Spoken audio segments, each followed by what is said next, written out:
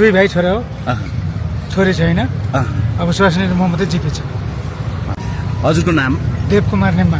सुमित्र सिर्जनको बुवा हुनुहुन्छ। हजुर हजुर। हिजो जुन खालको अप्रिय घटना घट्यो, हजुर। उहाँहरू तपाईँको आफ्नै छोरा हुनुहुन्छ? मेरै छोरा। छोराहरू कति थिए? हिजो कतिखेर घटना घटेको रहेछ, तपाईँलाई जानकारी कतिखेर भयो? मलाई चाहिँ थाहा भएको लगभग भनेको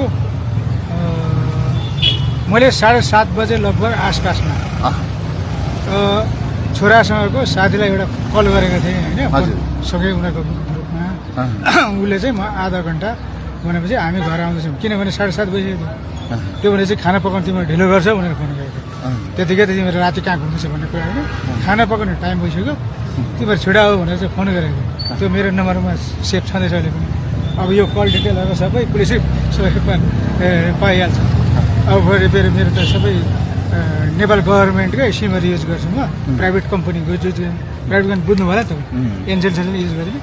मेरो रजिस्टर भएको नम्बरहरू छ होइन, अब अहिले म देखाउनु पनि सक्छु। त्यतिखेर लगभग त्यो समय मैले कल गरेको थिएँ।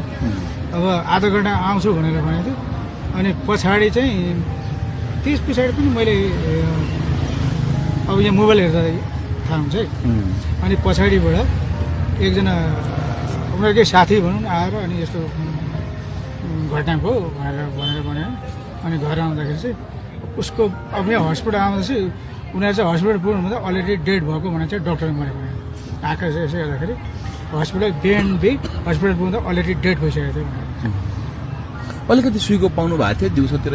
मैले त्यस्तो सुइको त्यस्तो खालको पाएको थिइनँ, तर यिनीहरू लगभग एक टाइम त थाहा भएन।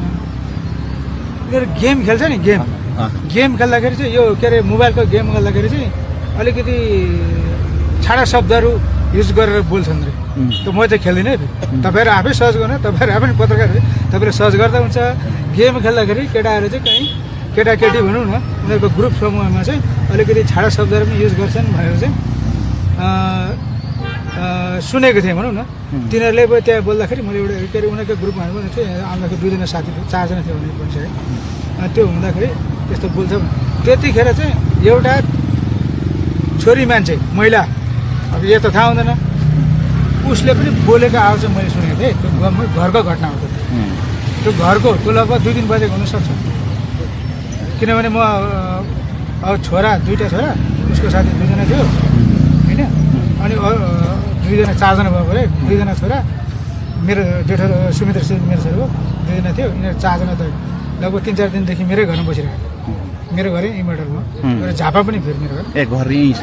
मेरो यहाँ घर पनि छ, उता झापा पनि मेरो घर छ। अब त त्यो घर जग्गा छ भनौँ न, यहाँ पनि अब जग्गा बिना त घर त हुँदैन, यहाँ पनि मेरो घर छ।